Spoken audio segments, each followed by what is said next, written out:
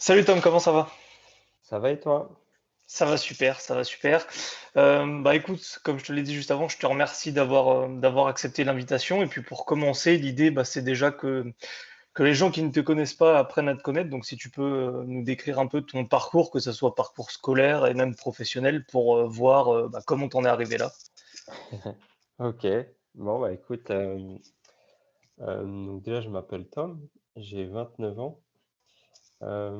Si je devais résumer mon parcours scolaire, il a été un peu chaotique, dans le sens où bah, j'ai fait des études un peu pour faire plaisir à mes parents, un peu comme la majeure partie des personnes, je pense. Mhm. Euh, donc j'ai eu quoi? J'ai eu un bac STG. Après, je suis parti sur un DUT en gestion. Et après, je me suis spécialisé dans les achats. Ok. Donc, les achats, c'est en fait le contraire du commercial, si tu veux. Euh, L'objectif de l'acheteur, c'est de négocier des prix ou des choses comme ça avec les fournisseurs. Voilà, donc je suis parti dans ce cursus-là et j'ai été embauché, enfin, je faisais mon apprentissage chez Airbus, donc une grosse boîte là du CAC 40. Et puis après, par l'issue, j'ai été embauché. Et donc, en gros, ça faisait presque 10 ans, si je cumule un petit peu l'apprentissage, que je travaillais dans cette société en tant qu'acheteur. Et si tu veux, j'avais l'impression, enfin, je me suis rendu compte des années après que j'étais vraiment mis dans une case. En fait, j'allais au travail, mais ça me plaisait pas. C'était archi-technique, donc vu que j'avais pas des études d'ingénieur, bah, dès qu'on me parlait, je comprenais pas, je devais faire des efforts supplémentaires pour comprendre, etc. Et en fait, au fur et à mesure du temps, je me suis rendu compte que bah, qu'être à ce poste-là, en fait, ça me plaisait pas du tout. Mais j'arrivais pas à me l'admettre parce Mhm. que euh, le taf était à 5 minutes de chez moi. Taf de cadre, donc forcément, tu as quand même une bonne paye. Tu as tous les avantages à côté d'une grosse boîte, si on parle du CE, si on parle de la cantine, etc. Donc, c'était un petit peu ma prison dorée. Et à côté de ça, bah, moi, j'avais des potes qui avaient même pas le quart. Donc, j'étais le grand chanceux. Tu sais, c'est celui qui n'a pas eu des bonnes notes à l'école, mais qui finit finalement par s'en sortir un petit peu comme par magie. Ouais. Euh, donc ça, c'était un petit peu le premier cursus. Et ce qui fait, c'est que j'ai eu un déclic, on va dire, lorsque j'ai eu ma fille, donc il y a presque 3 ans maintenant, où je me suis dit qu'en fait, je pouvais pas rentrer tard le soir et juste donner le biberon et puis la coucher, et encore. Tu vois. Donc je me suis dit que il y avait peut-être d'autres solutions qui me permettraient d'avoir plus de temps. Moi, j'étais vraiment à la recherche de temps. euh, Et je pensais aussi beaucoup à l'argent. Je pense qu'on en reviendra après. L'argent, euh, mais voilà, je voulais vraiment essayer de concilier les deux. Et c'est pour ça que j'ai commencé à regarder un petit peu sur Internet ce qu'on pouvait trouver, etc. Donc je vais essayer d'aller un petit peu plus vite, mais j'ai d'abord été dans l'optique d'être investisseur, entre guillemets, parce que bon, il y a ceux qui prônent d'être investisseur, mais qui connaissent rien. Mais j'ai essayé de diversifier en fait mes revenus pour essayer voilà, d'augmenter un peu tout ça. Et en fait, véritablement, comment je me suis lancé dans le business en ligne, c'est lors du premier confinement. En fait, ça me trottait dans la tête, mais j'étais jamais passé à l'action. Et en fait, le fait d'avoir été cloîtré chez moi, je me suis dit, j'ai plus le choix. Enfin, j'ai plus le choix. On a toujours le choix, mais c'est vraiment la bonne opportunité pour moi pour découvrir en fait autre chose. Et donc, c'est comme ça que j'ai commencé vraiment à me renseigner. Et puis, en gros, au premier temps, j'ai fait un petit peu du community manager Ok. pour grappiller un petit peu, pour me faire un petit peu de l'expérience, etc. Donc, pour la petite anecdote, au début, je m'étais spécialisé dans les traiteurs de mariage. D'accord. Donc ça, c'était en gros une semaine avant le confinement. Et donc, comme tu le sais, tout a fermé.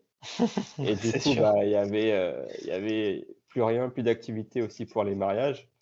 Et en gros, premier coup d'arrêt, parce que quand j'ai appelé les premières personnes, ils m'ont dit, mais en gros, on n'a pas besoin de toi, on a pas besoin de tes prestations, on n'a déjà pas de boulot, merci, ciao, quoi.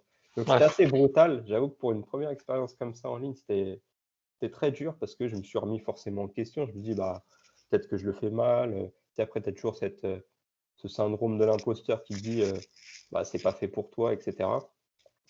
Donc gros coup d'arrêt, j'ai continué à travailler en fait, en sous-marin en fait de mon côté, sans pour autant avoir de clients. Et puis après au fur et à mesure du temps, en créant, bah, des connexions, notamment via Instagram, hem, j'ai découvert en fait le monde de l'infoprenariat, des personnes, bah, qui proposent des offres ou des formations en ligne, et c'est comme ça en fait que, je me suis intéressé à ça et que ça m'a plu. Hem et voilà, et du coup, hem, en parallèle de tout ça, on m'avait parlé un peu de copywriting, sans forcément que je comprenne ce que ça voulait dire. Tu sais, les mots anglais, comme je t'ai dit, Ouais, ouais. heu, je comprenais rien à l'anglais, donc forcément ce mot, il peut faire peur au début, mais du coup, je m'étais renseigné, en fait, à côté, et hem et en fait, c'est quand on m'a parlé de page de vente pour une formation que j'ai commencé à vraiment m'intéresser à ça, à comprendre, en fait, le mécanisme qui fait que comment, en fait, on cette personne, elle va faire pour acheter telle ou telle formation, et bien, c'est comme ça que j'ai compris que, bah, que le copywriting y était pour quelque chose, quoi. Et donc, bah, voilà, ça fait, du coup, maintenant plus d'un an, ouais, c'était en mai dernier que je me suis mis à fond, en fait, dans le copywriting. OK, d'accord. Du coup, tu suivi une formation pour ça ou tu t'es vraiment formé en autonomie, en regardant sur internet? Les 2, bah, en fait, au début, tu veux toujours tout faire tout seul Mmh. parce que, bah, tu te dis qu'il y a internet, que c'est gratuit et que tu finiras toujours par trouver. Et en fait, ce qui se passe, c'est que finalement, tu as plein d'infos, mais tu sais pas réellement faire le tri. Tu sais pas réellement quelle est la véritable information la plus pertinente et laquelle il faut garder, et cetera. Donc j'avais commencé comme ça, et après, bah, je me suis formé, il y a 2 formations. La première, c'était celle de Danilo Duchesne, je sais pas OK. si tu connais, qui est Ouais, lui si, si. expert en fait en pub Facebook, mais qui avait fait une formation en fait en copywriting, et vu que c'était l'une des personnes que je suivais en fait depuis le début, Mmh. j'ai pris sa formation, et puis après, bah, j'ai pris, la formation de Stan OK, Leloup, ouais, qui est très reconnu dans ce domaine, pour voir s'il y avait d'autres choses que je pourrais apprendre. Et d'accord. après, bah, de toute façon, après, une fois que tu as la partie théorique dans le copywriting, bah, c'est la pratique qui compte, quoi. Ouais, tout à fait. Exactement, ouais. OK, d'accord, ça fait déjà pas mal de choses, depuis tout à l'heure. Juste une petite question comme ça pour ceux qui regarderaient l'interview et qui hésiteraient entre les 2. Toi, tu as préféré quoi entre ces 2 formations? De mémoire, de ce qu'on m'a dit, celle de Stan Leloup est vraiment, axée, sur les pages de vente, alors que celle de Danilo est plutôt, généraliste, justement, on voit pas que les pages de vente. Est-ce que tu Bah, as un petit retour? ouais, pour moi, elles sont complémentaires. Mmh. Je je pense que, par «chance» entre guillemets, mais j'ai le fait d'avoir commencé par Danilo, puis après par Stan, ça m'a aidé à me perfectionner. Peut-être que si j'avais fait dans l'autre sens, j'aurais peut-être eu plus de confusion. OK. Mais pour moi, les 2 sont complémentaires, c'est-à-dire que tu vas apprendre des choses à la fois sur la formation de Danilo, que sur la formation de Stan, quoi. Après tout dépend, encore une fois, des objectifs de chacun. Ouais, bien sûr. OK, ça marche très bien. Une question que je pose, tout le temps, aux personnes que je n'interviewe, du coup, même si je pense que tu y as un peu répondu, mais vraiment, quel est ton pourquoi le plus fort? Pourquoi, du coup, tu t'es vraiment lancé là-dedans, même si, comme je dis, tu y as un peu répondu, je pense, en amont? Ouais, bah, comme je te l'ai dit tout à l'heure, l'un des déclics, ça a été vraiment la naissance de ma fille, ma petite fille, hem, où vraiment j'ai compris que, bah, que je pouvais pas continuer à travailler des heures et des heures pour un taf qui me plaisait pas, pour lequel j'avais aucune attache, et vraiment j'y allais à reculons, et c'était vraiment pas, non plus le souhait, l'objectif que je souhaitais transmettre, en fait, tu vois? Autant si on reprend vraiment l'historique, comme je te disais, c'était, ma mère qui m'a poussé à faire de longues études parce qu'elle avait pas eu cette chance, et du coup, voilà, elle a trimé et cetera. Hem, Bah, c'est pas forcément le message que moi j'ai envie de faire passer à ma fille. pas forcément. Je dis pas que ma mère a mal fait, hein, bien au contraire, je pense qu'elle a fait le maximum justement pour me pousser, heu et puis à avoir, ce que je désirais à l'époque. Mais voilà, ma vision en tout cas des choses a changé et c'est vraiment, l'éducation, une autre forme d'éducation que j'ai envie de transmettre en fait à ma fille et vraiment, voilà, cette optique d'avoir le choix. Le choix de pouvoir en fait faire ce que tu as envie de faire.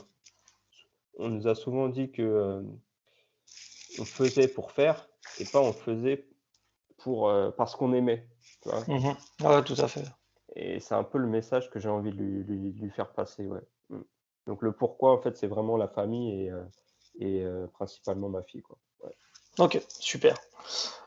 Du coup, toi, en tant que donc on peut le dire, tu es copywriter à l'heure actuelle. Hem, Quelle est ta définition du copywriting, tout simplement? Parce il y a beaucoup de confusion, comme tu l'as dit, on trouve tout et n'importe quoi sur internet. Je vois souvent des personnes aussi qui confondent copywriter et rédacteur web, par exemple. Quelle est ta vision, toi, de ce métier? Ouais. Alors déjà, quand on parle de copywriting, souvent on fait l'amalgame avec, copyright. En fait, le copyright, c'est juste comment on va dire ça? Un nom,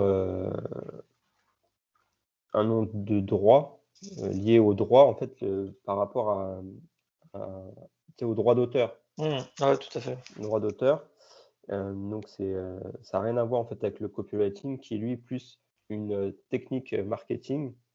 Et l'idée, bah, c'est de convaincre, grâce aux mots. Il y en a qui vont dire que c'est, bah, vendre grâce aux mots. Moi, j'aime plutôt dire que c'est, l'art de pousser le lecteur à l'action. Il y a différentes sortes après d'actions, mais véritablement, bah, sur internet, tu peux être amené à liker, à commenter, à t'abonner, à t'inscrire à une masterclass et cetera ou à lire un article, enfin bref, peu importe. Tu vois, c'est pas que acheter Ouais, bien et sûr. le voilà, il y a une sorte de persuasion, mais éthique et ça, je pense qu'on en reviendra après. Donc ça, c'est pour la définition du copywriting. Après, la différence entre le copywriting et le rédacteur web, hem, tous les 2 écrivent, donc ça, on va dire que c'est la Le point le commun. point commun. Après, on va dire la différence, c'est que, bah, le rédacteur web, il va plus se concentrer, bah, sur la rédaction d'articles avec un objectif plus, lié, au SEO, tu sais? Mmh. Hem, alors que, bah, le copywriting, c'est vraiment mettre en place des c'est plus stratégique. Tu sais, il y a vraiment un objectif derrière, comme je t'ai dit, hein, de pousser le lecteur à l'action Ouais, pour, bah, enfin, dans une optique, en tout cas future, de d'acheter ou de vendre, quoi. tout à fait, ouais, je suis d'accord. Du coup, toi, dans ton quotidien, par rapport à ta définition, on est d'accord, tu utilises le copywriting dans tout ce que tu écris au final, que ce soit sur tes réseaux sociaux, pour tes clients, je sais pas, même pour faire des stories peut-être? Ouais, alors, on m'a fait une petite remarque il y a pas longtemps et je suis d'accord avec cette personne. C'est que, autant pour, les clients, je vais utiliser tout le temps du copywriting, autant pour moi, je vais un petit peu le délaisser. OK. Je serai moins structuré, et c'est à tort, tu vois? Mais effectivement, j'essaye, bah, d'allier en tout cas les 2, allier la partie, rédactionnelle, structurée, c'est pas juste écrire pour écrire. Tu sais, il y a toujours même pour le rédacteur web, il y a toujours une structure à respecter pour qu'il y ait, en fait, un fil conducteur. Mais en tout cas, ouais, pour les clients, l'objectif, c'est vraiment, bah, d'utiliser tout ça pour qu'eux obtiennent leurs objectifs, quoi. OK, top. Du coup, là, j'ai 2 questions qui me viennent. Tu parles de structure. Est-ce que tu as, une structure, je vais pas dire idéale, mais est-ce qu'il y a une structure que tu utilises, souvent, par rapport aux autres? Je sais qu'il y a différentes formules qui existent. Est-ce que tu en as une préférée?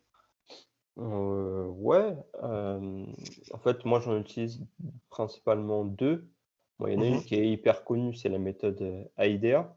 Ouais, Donc, A pour attention, I pour intérêt, D pour désir et A pour action. Tu vois? Avec là, encore une fois, la notion d'action qui est, très importante. Et après la deuxième que j'aime bien utiliser aussi, c'est la méthode PAS, P-A-S. Donc c'est, P comme problème, A pour, agite, donc c'est en fait, c'est de l'anglais pour agiter, et après S pour solve, la solution. Et l'idée, voilà, c'est ça, c'est t'as des structures. Donc là, par exemple, si on reprend la méthode PAR, tu vas parler d'un problème, la problématique principale, par exemple, de ton client idéal.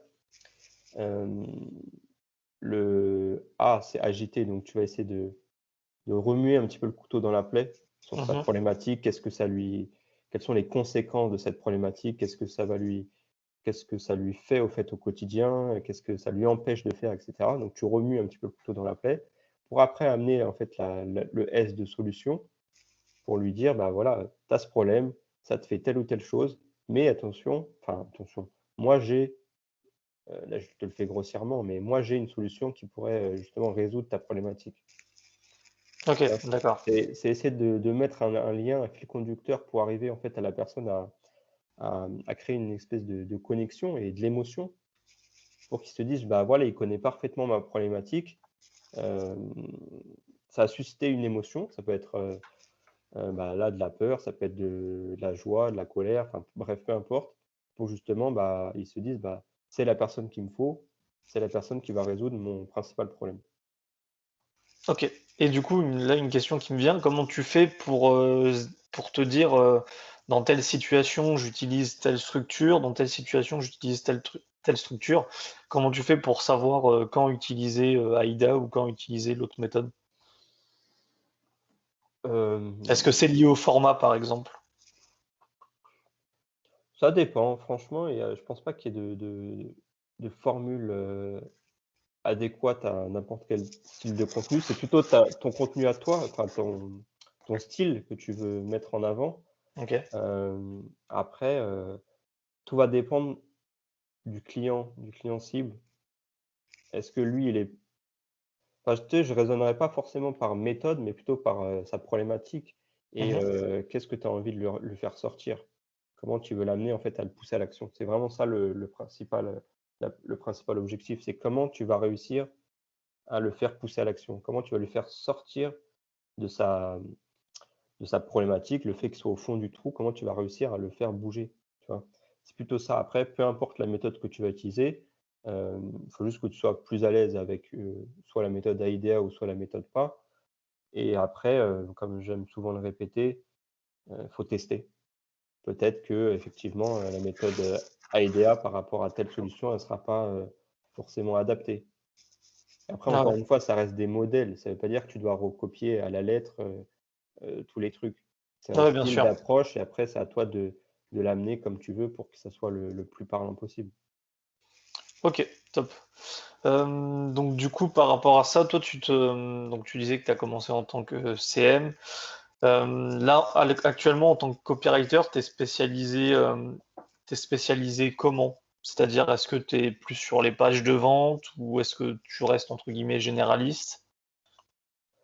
Bah, quand j'ai débuté, vraiment quand je me suis, on va dire spécialisé dans le copywriting, hem, un peu comme je pense tout le monde quand il démarre, ils ont tendance à vouloir avoir de l'expérience et du coup à accepter tout et n'importe quoi. Mmh. Donc bah, ça n'a pas loupé, hein, ça a été mon cas. J'ai commencé, bah, à écrire, parfois, 3 mails pour une séquence mail. Ça a été une page de vente pour, une formation. Qu'est-ce que ça a été?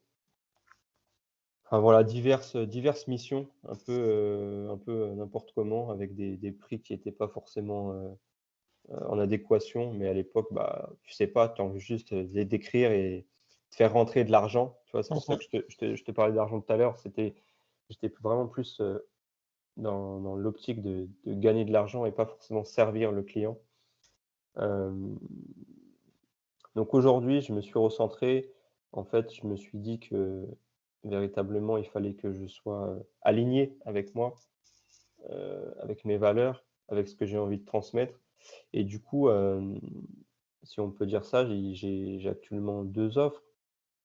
Je sais pas si on parle d'offres tout de suite, mais, Si, heu si, tu peux y aller, il y a pas de souci. c'est-à-dire qu'en fait, je me contente pas forcément de faire qu'une page de vente. En fait, ce que je me suis rendu compte en faisant une seule page de vente, si tu veux, c'est que, on pouvait créer la meilleure page de vente du monde, mais si personne va sur cette page de vente, s'il y a aucun trafic qui va dessus, eh ben, tu feras aucune conversion. Ouais, clairement. Et donc, c'est là où je te dis que ma vision, elle a un petit peu évolué, c'est que je me suis dit: «Bah, pourquoi se cantonner en fait à une seule page de vente et pas essayer d'avoir tout le système complet, donc tout le Mmh. tunnel de vente?» Et c'est pour ça qu'en fait, l'offre elle a évolué au fil du temps et que je me suis dit: «Bah, autant aussi, bah, apprendre les bases de la création d'un tunnel de vente pour y mettre toutes les notions de copywriting, pour avoir vraiment cette offre globale et être sûr que, bah, la finalité, c'est de vendre», tu vois? Au moins, tu avais le contrôle sur tout le Ouais, tunnel bien de vente. sûr. Ouais. Donc c'est ça aussi que j'essaye de répéter aux personnes, que ce soit celles qui veulent se lancer en copywriting ou même des prospects. C'est je peux t'écrire une page de vente, mais je peux pas du coup, je pourrais pas te garantir forcément de résultat. Bien sûr. Parce que je sais pas comment toi tu vas ramener ton trafic. Mmh. Donc c'est aussi très important. Tu vois, pareil pour la séquence mail. Je peux t'écrire une belle séquence mail, mais si personne la lit, bah, voilà, il y aura pas non plus de résultats exceptionnels. D'où Ouais, l'importance véritablement d'avoir cette vision en fait de tunnel de vente qui soit vraiment, planifiée et qui corresponde, à ce que veut ton client idéal, pardon. OK, d'accord. Donc du coup, sur une de tes offres, tu t'occupes vraiment de ramener le trafic et tout dans le tunnel de vente, c'est ça? Ouais, il y a eu ma première offre d'ailleurs, jusqu'à il y a peu de temps, c'était vraiment, l'infopreneur ou la personne, délègue totalement son tunnel de vente. C'est-à-dire D'accord. soit elle avait rien mis en place, soit elle avait un business qui roulait et elle souhaitait en fait tout simplement automatiser son business. Elle voulait pas du tout s'occuper de la partie technique parce que ça l'intéressait pas et Mmh. du coup, bah, soit j'optimisais en fait le tunnel de vente qui était déjà mis, qui était déjà créé ou soit, bah, on partait de zéro et on le créait et D'accord. donc bah, l'idée c'était vraiment de pouvoir, bah, créer, bah, on va prendre un parce que ça parle peut-être pas à tout le monde tunnel de vente, mais c'est vraiment le process qui va emmener du trafic jusqu'à, en fait, le bon de commande. Donc, Ouais. si on prend l'exemple, bateau, eh bien, ça peut être, voilà, soit un e-book, soit une page de capture, ça peut être un e-book, ça peut être, heu, des séries de vidéos qui ensuite, tu sais, ça apporte de la valeur. L'idée, Ah c'est ouais, que tout à voilà, fait. c'est qu'une personne qui ne te connaît pas, elle va télécharger, l'e-book ou les vidéos, par exemple. Ça va lui apporter de la valeur, hem et du coup, ça va le réchauffer. C'est souvent, c'est un client qui est froid ou tiède et du Mmh. coup, on va instaurer cette notion un petit peu de confiance et ça va créer une connexion et au fur et à mesure, bah, la personne, si elle est véritablement intéressée, elle va avoir plus confiance et à travers, bah, la séquence mail heu, qu'on va mettre après, tu vois, dès qu'il aura téléchargé ou dès qu'il aura vu ces différentes vidéos et bah, ils seront plus amènes à, eh bien, à acheter, ou à prendre un appel téléphonique derrière, quoi. OK, top, super. Hem, Par rapport à la création de tunnels de vente ou même de pages de vente, quel outil tu recommandes? Parce que c'est vrai que dans le milieu du web, pour tous les domaines, tout le monde se bat pour défendre son outil et cetera et cetera. Du coup, par exemple, pour la création de tunnels de vente, je sais qu'il y en a beaucoup qui utilisent, notamment, ClickFunnels, surtout dans l'infoprenariat. Est-ce que c'est un outil que tu recommandes, toi? Hem, ouais, oui et non, en fait, si tu veux, pour avoir testé, System.io, Learnybox ou ClickFunnels, on va dire, c'est les 3 principaux que j'ai utilisés. Mmh. Il y a des avantages comme des inconvénients. Heu, pour comment dire? ClickFunnels, on va dire que ça va être un niveau au-dessus, dans la mesure où, graphiquement, où tu peux avoir plus de possibilités OK, pour, on va dire visuellement, pour rendre la chose plus attrayante ou même pour, automatiser ou mettre en lien heu, comment on appelle ça? Différents logiciels. Donc, c'est complet. Après, bah, c'est en anglais par contre, c'est la ouais, contrainte. C'est pas du tout intuitif. Donc si tu as pas passé des heures avant, bah, tu vas galérer. Alors que, bah, si je reprends, System.io qui est la version vraiment basique, version française, version simplifiée, mmh, pour quelqu'un qui débute, bah, ça peut très bien faire l'affaire, quoi. C'est pas alors le visuel est important, mais ce qu'il faut rappeler, c'est que c'est le message qui est dedans qui est le plus important. Ouais, bien sûr. Ouais, on dit souvent que si t'as pas le design, mais que t'as le contenu à l'intérieur, tu peux vendre, alors que l'inverse n'est pas vrai, par contre. Si t'as un beau design, mais pas le contenu qui va dedans, tu vas difficilement vendre. C'est ça. Après, je dis pas que ça fonctionne pas, hein. Mais quand je vois parfois des pages, tu vois, je reprends Stan. Stan Leloup, j'ai parlé de lui tout à l'heure, sa formation, quand tu vas sur sa page de vente, elle donne pas envie. Ouais, Mais je sais pas si tu as déjà vu d'ailleurs un de ses programmes, mais c'est des pages à rallonge ouais, en ouais, 3 tout à fait. kilomètres. Il y a que du texte, il y a aucune image, il y a qu'une couleur ou peut-être 2. Visuellement, elle donne pas du tout envie. Mais par contre, ce qu'il y a dedans, en fait, le gars, il arrive à t'emmener du début jusqu'à la fin. Parce que c'est bien écrit et parce que ça va t'apporter quelque chose. Ouais, ouais, tout à fait. Ouais, je suis d'accord avec toi. Ok, d'accord. Du coup, tout à l'heure, tu parlais aussi d'argent. Du coup, donc je pense aussi que ça a été peut-être quelque chose de difficile pour toi de te dire justement, comme tu le disais, de passer d'un salaire de cadre à je me lance et justement, il faut que je gagne de l'argent. Euh, Comment tu l'as vécu ça? Est-ce que maintenant tu arrives justement à vivre de ce que tu fais? Est-ce que tu as à peu près le même niveau, alors pas le même niveau de vie, mais est-ce que tu arrives à peu près à faire rentrer la même somme d'argent que tu avais comme salaire avant? Bah, au début, ça a été difficile, hein, Mhm. forcément. Ouais, Aujourd'hui, on y est presque. Et puis là, vu que je suis en train de tout restructurer à l'heure où on parle, pour que en septembre, en fait, tout tout aille à un niveau supérieur. Mais en tout cas, ouais, on va dire que j'ai pris le chemin le plus long. ok. J'aurais pu aller plus vite, ça c'est clair. J'ai opté pour parce que je suis quelqu'un qui est très, j'aime bien tout savoir, qui prend le moins de risques, possible et cetera. Donc c'est vrai que j'ai pu choisir la voie la plus longue. Mais moi, j'en garde, l'expérience. Enfin, j'ai travaillé pour une agence, justement, une agence digitale pendant plusieurs mois. Ça m'a donné aussi une autre vision de la chose, de ce que moi j'aimerais faire plus tard. Ouais. Hem, donc au-delà que ça m'a apporté, un revenu, récurrent pendant plusieurs mois, j'ai appris vraiment beaucoup de choses. Donc si on parle concrètement, bah, d'argent, hem, à l'heure actuelle, non, j'ai pas encore le même niveau, de salaire. Par contre, heu, je me sens plus serein. Ok. C'est-à-dire que, en fait, je savais que quand j'allais quitter cette prison dorée, j'allais devoir faire des concessions. Mhm. Hem et donc, bah, ouais, mon salaire aujourd'hui, en tout cas, il est plus bas. Enfin, ouais, il est moins important. Par contre, je me sens mieux dans ma peau. J'ai du temps que, j'avais pas spécialement avant. C'est-à-dire que j'adapte à tout, quoi. Je m'adapte à mon planning, je peux aller chercher ma fille si je veux et cetera.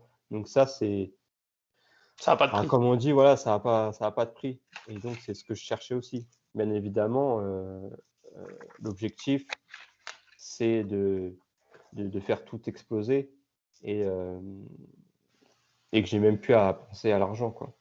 Ouais, bien sûr, bien sûr. Ok, très bien. Du coup, après, une question qui me vient, c'est surtout, bah, en général, c'est des questions, je pense qu'on a tous. Mais comment tu vas chercher tes clients? Est-ce que tu es plutôt sur de la prospection froide? Est-ce que tu es plutôt sur un processus de création de contenu pour vraiment que les clients te trouvent et viennent à toi? Comment ça se passe à ce niveau-là? Hem, alors moi, j'aime pas vendre. Alors c'est complètement, contradictoire avec ce que je fais, hein, vu que j'écris des pages de vente et autres. Mais quand il s'agit de moi, comme je te disais tout à l'heure, c'est pas la même chose. Et donc, moi, j'aime pas démarcher les personnes pour leur dire: «Bah, voilà, je fais ci, je fais ça, je vois que ton truc est nul, vas-y, je te propose ça». Tu vois, ça, c'est pas Ouais. du tout, ma tasse de thé. Donc j'étais parti sur, le marketing de contenu. Mhm. Bah, je te dis, hein, ça fait plus d'un an et demi. Ouais, on est en juillet. Donc progressivement, donc bah, mais forcément, ça a changé de thématique au fur et à mesure, hein. Et mais aujourd'hui, même encore, c'est les personnes qui viennent à moi. C'est-à-dire que j'ai pu proposer, tu sais, des freebies, ce qu'on appelle des freebies. Donc j'ai fait plein de tests de différents freebies pour savoir ce que les gens aimaient, et cetera, avec une séquence mail derrière. Mais véritablement, ce qui fonctionne, bah, ouais, c'est le marketing de contenu, hein. C'est le fait d'être soi-même aussi, vraiment et c'est sur ce sur quoi je travaille en fait actuellement, c'est de devenir ce qu'on appelle magnétique. Je pense qu'on l'entend un peu partout, euh, mais c'est voilà le fait que les clients viennent directement vers moi parce que je suis reconnu en tant que tel. Moi, je vais te dire, hein, si on peut parler un petit peu avec des mots durs, mais ça me casse les balls comme je t'ai dit, de faire de la prospection, surtout quand tu reçois des messages et qu'ils te disent, ouais, je viens d'une entreprise de grande envergure, tatati, si tu veux plein d'argent, vas-y, contacte-moi. Tu vois, ça, c'est pas du tout mon truc. Ouais, Et donc, je suis plus dans un échange de bienveillance, pardon. Pour moi, en fait, quand la personne a fait appel à moi, c'est oui, je lui rends service, mais c'est pour que son business à lui, en fait, euh, explose. ouais, Ça, bien sûr. c'est vraiment de la relation gagnant-gagnant. Et donc, il y a vraiment en fait un échange au préalable pour savoir s'il y a une connexion aussi qui se fait entre nous, si bah, je vais pouvoir aussi travailler avec cette personne. Si je vois qu'elle est trop sur la réserve entre guillemets, mais qu'elle me donne pas toutes les informations ou que je la sens pas, il y a aussi une notion d'intuition qui rentre. Eh bien, bah, même moi, ça m'arrive de pas proposer des choses, alors que je pourrais. Ok. Voilà, mais pour répondre principalement à ta question, ouais, c'était plus sur du marketing de contenu, mais là, je suis dans une phase de transition avec les vacances et je pense que ça va bouger cet été. Ok, d'accord. Et donc, du coup, à l'heure actuelle, quels sont les canaux que tu utilises le plus? Insta et puis les mails. D'accord. Ok, très bien. Donc, du coup, tu attires tes prospects, pardon, via Instagram et puis après, tu t'essayes de les faire rentrer dans ta liste mail, c'est ça? Ouais, bah, comme je te disais, j'avais créé plusieurs freebies pour récolter des adresses mail, parce que pour moi, Mhm. ça reste Ouais, un des éléments phares dans le copywriting, c'est que, et je pense qu'en même toi, en tant que CM, tu dois le savoir. C'est-à-dire que tu as beau avoir 1000 abonnés ou 10 millions sur les réseaux sociaux, le jour où ça plante ou qu'on te bloque ton compte, tu n'as plus personne. Donc clairement, ouais. l'idée, c'est d'avoir un autre moyen, des données qui t'appartiennent, d'où l'idée bah, de récolter ces adresses mail. Et puis le fait que quelqu'un donne en fait son adresse mail, il y a une sorte d'engagement en fait là-dessus. Ouais, En fait, maintenant, quand tu proposes un contenu soi-disant gratuit, on n'est plus con. On sait que on va donner notre adresse mail et que derrière, il y aura une proposition. Donc on le sait. Et autant il y a 5 ans, dès que tu t'inscrivais à un e-book, tu te disais, mais attends, comment il a obtenu mon adresse mail celui-là?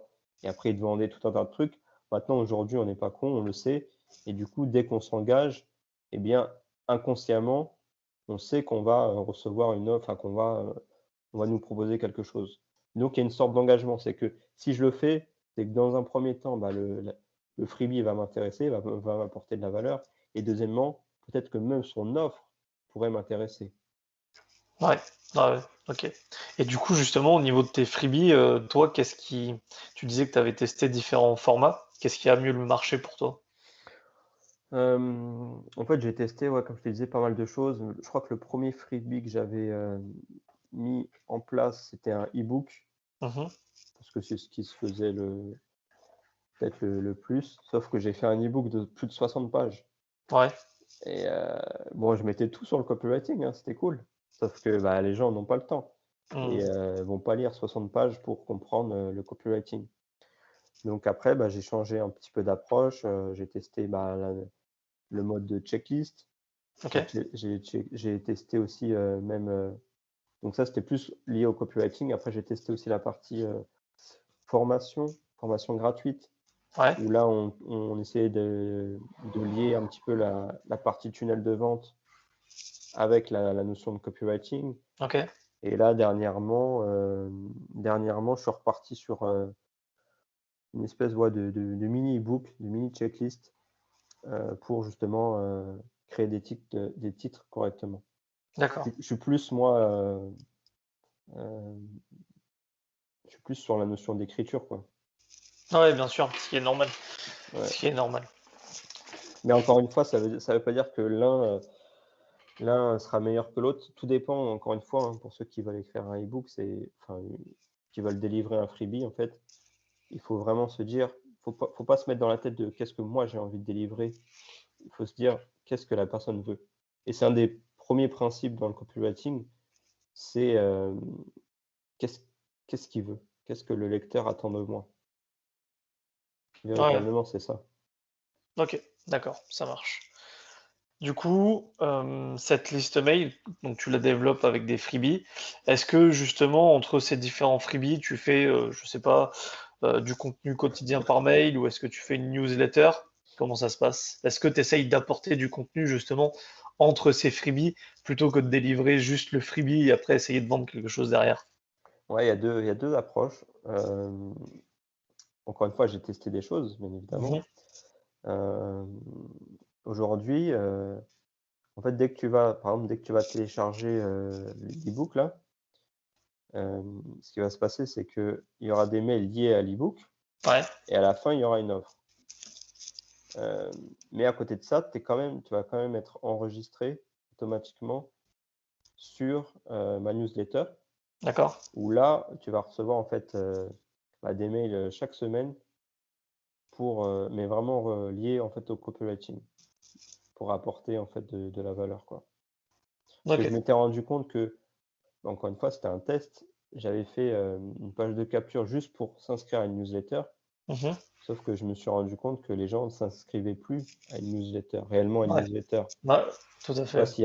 s'il y a pas réellement le bénéfice de ce qu'il veut, les gens, ils en ont marre de recevoir des mails Mmh mh.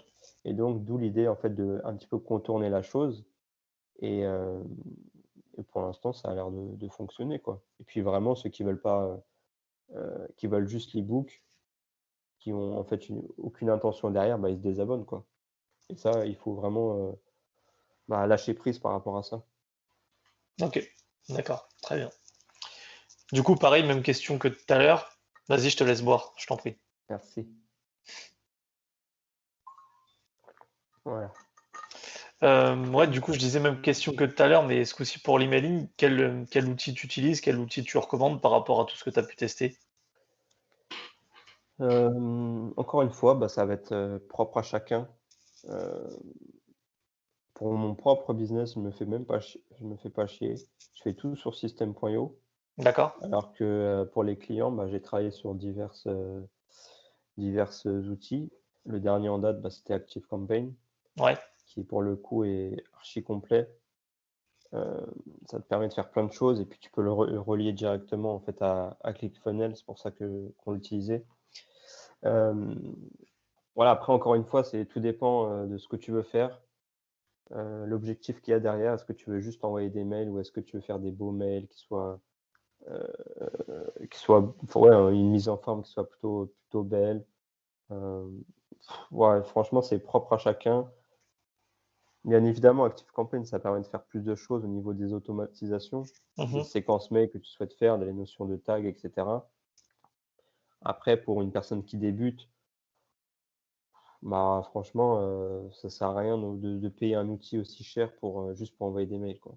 ouais, OK, d'accord, très bien. Justement, comme outil basique, qu'est-ce que tu conseillerais à quelqu'un qui débute? Soit il prend un outil qui est déjà relié, en fait, à un système tout en un, Mmh. comme System.io, même ClickFunnels, il me semble qu'ils font leur propre mail. C'est-à-dire que tu peux écrire, en fait, un mail directement dedans qui sera, en fait, envoyé Ouais, ou sinon, tu peux utiliser, en fait, ils ont tous des périodes gratuites qui sont entre 7 et 30 jours qui te permettent, en fait, de tester l'outil. Ce que j'avais utilisé, moi, à l'époque, c'était, Mailchimp, mmh, qui était gratuit jusqu'à, je sais plus, 1000, ouais, peut-être 1000 je personnes, je peut-être. crois que c'est ça, ouais. Après, il était pas hyper intuitif, pareil, c'est toujours, en fait, est-ce que tu as envie de te prendre la tête et perdre ton temps à comprendre l'outil si c'est juste pour envoyer un mail par semaine? il y a cette notion après de temps qui coûte cher finalement et est-ce que ça vaut véritablement le coup? Ouais, c'est Donc clair. après, ouais, il y a plein de logiciels, hein. Il y a GetResponse, il y a MailerLite, qu'est-ce qu'il y a?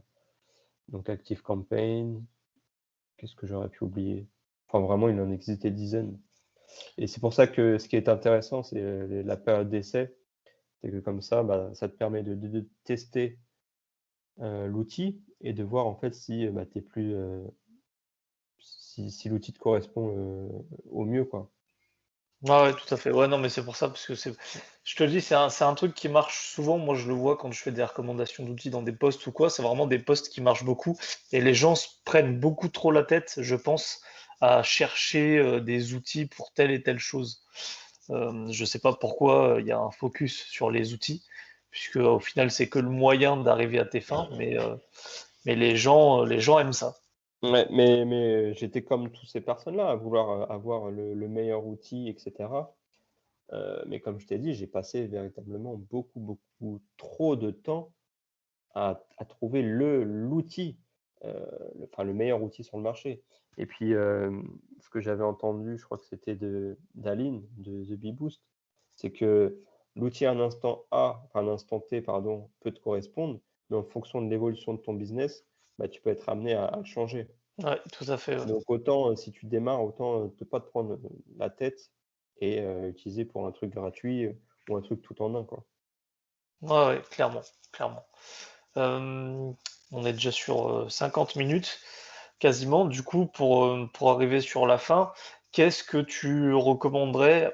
Alors, pas forcément à quelqu'un qui veut se lancer dans le copywriting, mais plutôt à quelqu'un qui s'y intéresse pour vraiment travailler ses contenus euh, de manière justement à ce que ça soit bien copyrighté. Qu'est-ce que tu conseillerais à ces personnes-là? Bah, la première étape, pour moi, qui est la plus importante et qu'on n'avait pas spécialement abordée, c'est cette notion d'avatar. Cette Ouais, notion, bah, yes. de client idéal qui est trop souvent négligée, Mhm. mais que ça soit dans un business, enfin dans n'importe quel business, mais en particulier dans le copywriting. C'est-à-dire, il faut vraiment comprendre, ce que veut la personne, comment elle réagit, quels sont ses principaux problèmes ou le principal problème, quelles sont ses peurs, quelles sont ses craintes. Tu vois, si je prends un exemple, hem, d'une maman vs une jeune, enfin une étudiante qui a terminé ses études et qui se lance dans l'entrepreneuriat. Ils sont dans le même secteur d'activité. On va prendre, allez, prof de yoga, je dis n'importe quoi. Ouais, Heu et bah, ses motivations, ça sera pas les mêmes. Les craintes, ce sera pas les mêmes. Tu vois, celle qui a une famille, heu, ses peurs, c'est pas les mêmes. Tu vois, elle a une responsabilité en plus, le fait d'avoir des enfants, hem, elle a peut-être 15 ou 20 ans de plus. Donc tu vois, en fait, tout ça, c'est différent et forcément, le discours ne peut pas être le même. Tu vas ouais, pas parler de la même façon à une personne qui a 25 ans, ouais, qui du coup, heu, mince, j'en perds mes mots, mince, qui est à la mode, enfin qui est vraiment, connecté, on va dire et qui a tous les derniers jargons et cetera. Qui a une personne qui a du coup une famille, qui essaye d'inculquer, une certaine éducation à leurs enfants. Toi, tu peux pas parler de la même façon et c'est une des erreurs qu'on fait, c'est vouloir parler à tout le monde, de la même manière. Forcément, bah, tu vas pas réussir. Donc véritablement la première étape si tu veux, réussir, si tu veux t'améliorer en fait, là-dedans, c'est de comprendre à qui tu parles et donc pour ça, bah, il faut faire une espèce d'étude de marché, hein, ouais, de ton profil, de ton client cible qui peut évoluer, hein, ça c'est sûr. Hem et après à partir de là, dès que tu auras cette bonne base, tu pourras effectivement utiliser des méthodes en copywriting. Donc ça peut être, bah, comme je l'ai dit tout à l'heure, la méthode, AIDA ou la méthode, PAR. Quand tu veux structurer, quelque chose. Hem, une notion très importante, c'est, à ne pas oublier, c'est la partie titre. ouais, Le titre, en fait, c'est une des caractéristiques les plus importantes parce qu'en fait, si tu écris un super article de blog, je vais pas parler d'Insta parce que c'est différent, mais un super article de blog ou un super podcast ou qu'est-ce que je pourrais dire?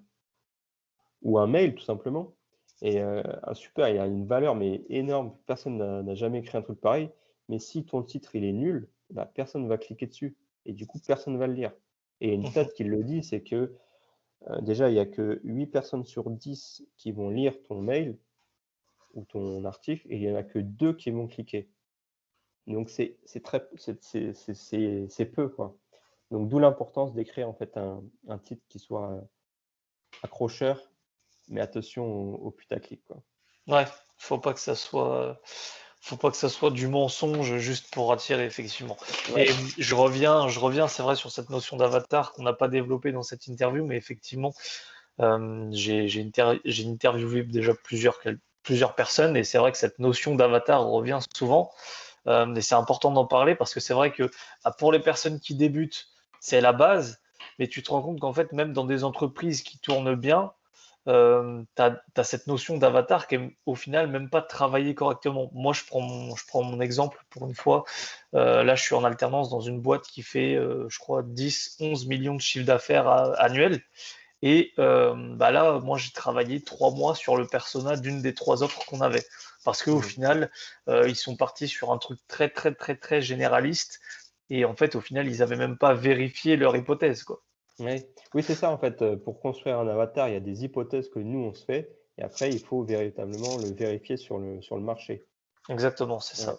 Donc ok, super, super intéressant. C'est vrai qu'on n'en avait pas parlé dans l'interview. Donc vraiment cool. Pour finir, est-ce qu'il y a des endroits sur lesquels on peut te suivre, que ce soit tes réseaux sociaux, peut-être un site web? Pour l'instant, principalement Instagram. Hem, peut-être qu'il y aura enfin peut-être, non, il y aura prochainement un site, mais principalement Instagram et puis après, bah, je réponds, ouais, à chaque DM, pas de souci et puis après on par mail, hein, principalement comme je disais les 2 canaux principaux. Ok, ça marche, top. Bah écoute, merci à toi pour l'interview, c'était vraiment cool. Ouais, bah, écoute, C'était merci à vraiment toi, hein. cool. C'est Et la puis bah, première. c'est peut-être le début d'une longue série alors. Peut-être, oui. Ok, Merci bah à toi écoute. en tout cas, Arnaud. Non, bah avec plaisir, avec plaisir. Et puis bah bonne journée à toi. Merci. Allez, à Super. plus. Salut. Ciao.